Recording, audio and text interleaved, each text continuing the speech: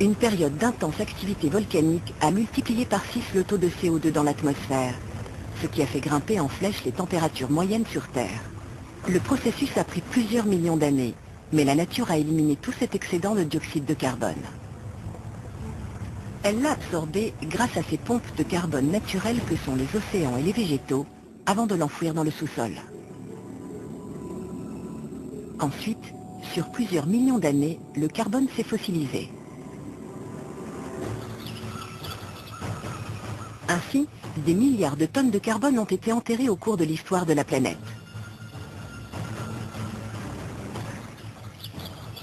Ces fossiles sont restés dans les entrailles de la Terre, produisant d'immenses réserves de charbon et de pétrole. À l'ère du Crétacé, la fossilisation fut la solution au problème du CO2. Mais aujourd'hui, le CO2 est la source de nos problèmes. C'est en effet le grand paradoxe du réchauffement climatique.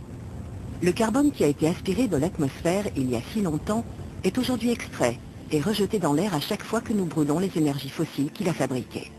Et une nouvelle fois, le carbone réchauffe le climat.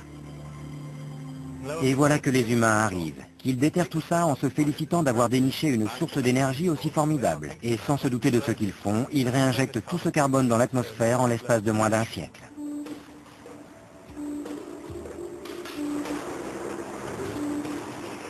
Le réchauffement climatique a été déclenché par notre insatiable soif d'énergie.